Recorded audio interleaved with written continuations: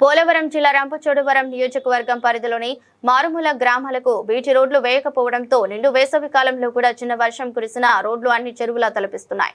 మరోవైపు భారతదేశానికి స్వాతంత్ర్యం వచ్చి 79 ఏళ్లు పూర్తయిన ఆంధ్రప్రదేశ్ రాష్ట్రంలోని ఏజెన్సీ మారుమూల గ్రామాలకు నేటికి అంబులెన్స్ వెళ్లేందుకు కూడా బీటీ రోడ్లు వేయకపోవడంతో ఆదివాసీ ప్రజలు అనారోగ్యానికి గురైన లేక పాము కుట్టినా లేదా అడవి జంతువులు దాడి చేసిన అలాగే ఆదివాసీ స్త్రీలు పురిటి నొప్పులతో బాధపడిన నేటికి డోలి మూతలు తప్పటం లేదన్నారు. ఈ కంప్యూటర్ యుగంలో నేటి ఆధునిక ప్రపంచంలో అంతరిక్షంలోకి రాకెట్స్ పంపిస్తున్నాం, కానీ ఏజెన్సీ మారుమూల గ్రామాలకు అంబులెన్సులు కేంద్ర రాష్ట్ర ప్రభుత్వాలు పంపించలేకపోతున్నాయంటే భారత రాజ్యాంగంలోని ఆర్టికల్ 21 ఉల్లంఘన జరుగుతుందన్నారు.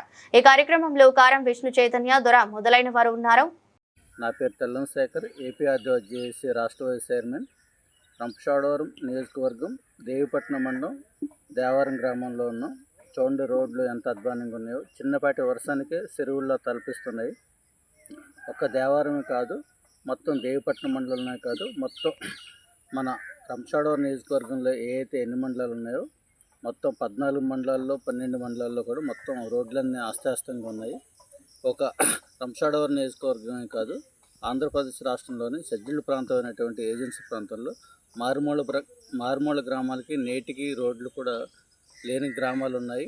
కావున సంబంధిత అధికారులు అలాగే ప్రజాప్రతినిధులు స్పందించి మరి మారుమూల గ్రామాలకి కనీసం అంబులెన్స్ వెళ్ళే విధంగా అయినా సరే మరి రోడ్లు వేసినట్లయితే మరి ఈ డోలు మూతలు అనేవి తప్పుతాయి.